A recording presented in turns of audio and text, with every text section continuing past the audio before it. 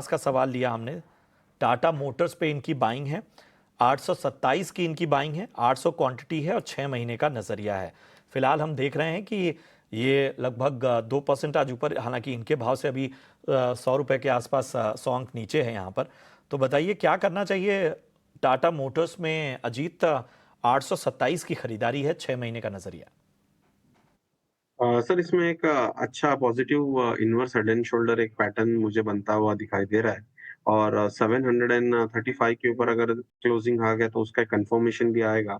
और 680 जब तक ब्रेक नहीं करेगा इसमें बने रह सकते हैं 6 महीने। मेरे को लगता है 6 महीने से ज्यादा भी बने रह सकते हैं, क्योंकि जब जब ये जो ब्लू चिप कंपनीज है उसमें ऐसा inverse head and shoulder pattern बनता है तो स्टॉक जनरली 3 से 4 महीना पॉजिटिव परफॉर्मेंस पास रिकॉर्ड में हम देख सकते हैं कि वैसा बनता हुआ देखने को मिल सकता है। तो मुझे लगता है कि 680 पे वो ध्यान दे, और अपसाइड ये 900 से लेके 1000 तक इजीली आ सकता है अगर 740 के ऊपर अगर ये बंद आ जाए तो total overall positive development Tata motor में को मिल रहा है।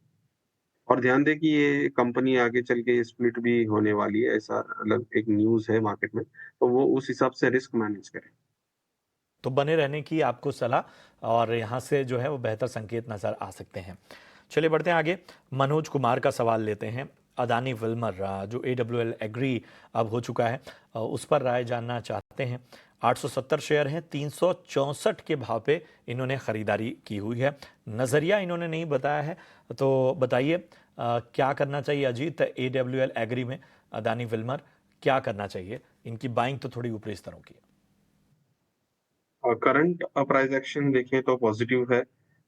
जब तक ये 260 का जो सपोर्ट जोन है उसको ब्रेक नहीं करता तो मुझे लगता है बेटर स्टॉक है। कल परसों में इसमें एक ब्रेकआउट की उम्मीद भी हम कर सकते हैं, जिस हिसाब से लास्ट 3 दिन का पैटर्न बना है। और ऊपरी स्तर पर ये 310 और 325 325 लेवल तक हमको देखने को मिल सकता है। अच्छा कंसोलिडेशन से ब्रेकआउट एक्सपेक्ट कर सकते हैं स्टॉक में। आउट एक्सपेक्टेशन है और इसमें बने रहने की आपको सलाह। दो सवाल हैं अजीत जी। पहला सवाल इनका पावर ग्रिड पे है। पावर ग्रिड इन्होंने 290 के भाव पे इन्होंने लिया हुआ है। REC लिमिटेड इन्होंने 403 के भाव पे लिया हुआ है। इन्होंने लॉन्ग टर्म का नजरिया जानना चाहा है दोनों ही स्टॉक में, पावर ग्रिड 290 और REC 403। बताइए क्या राय होगी? पावर ग्रिड 200 285 का एक अच्छा डिमांड लेवल है, वहां पे इसे टेस्ट करके वापस रिबाउंड कर रहा है। और जो टाइम फ्रेम अगर मैं देखूं डेली वीकली मंथली पे, तो मुझे पावर ग्रिड एक अच्छा अ, दिखाई दे रहा है। तो जब तक 260 के नीचे अगर जो सपोर्ट जोन है उसके नीचे अगर क्लोज नहीं आता है तो मुझे लगता है पावर ग्रिड में जो अप ट्रेंड है वो बना रहेगा। और अब ऊपरी स्तर पे 360 से लेके 370 तक के लिए इन्होंने लॉन्ग टर्म व्यू बोला है, तो मुझे लगता है लॉन्ग टर्म पे एक वो लेवल पावर ग्रिड में देखने को मिलता है।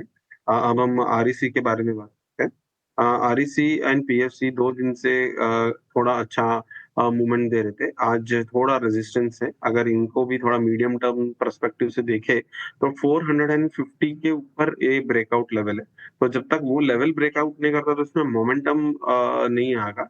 और ये साइडवेज चल रहा है, जबकि जब इंडेक्स में बहुत सारे स्टॉक ने हायर हाई हायर बॉटम बनाना चालू किया है, ये स्टॉक जो है साइडवेज चल रहा है। तो मैं इसमें ज्यादा इंटरेस्टेड रहूंगा 450 के क्लोजिंग के बाद ही।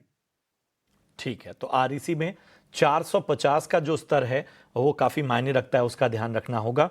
दोनों ही स्टॉक पर अजीत ने अपनी राय दी। सुनील का सवाल लेते हैं, और इन्होंने इरेडा खरीदा हुआ है, लेकिन काफी ऊपरी स्तरों पर इरेडा पर इनकी खरीदारी है।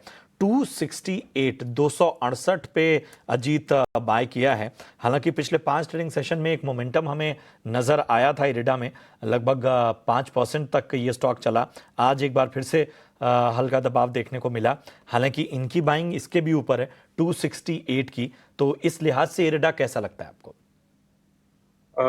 टेक्निकल चार्ट पैटर्न अभी थोड़ा असेंडिंग ट्रायंगल का एक ब्रेकआउट आता हुआ मुझे दिखाई दे रहा है। तो इसमें भी बने रह सकते हैं। 170 का सपोर्ट जोन है, उसके नीचे अगर नहीं जाता है तो मुझे लगता है स्टॉक में एक अच्छा मोमेंटम देखने को मिलेगा।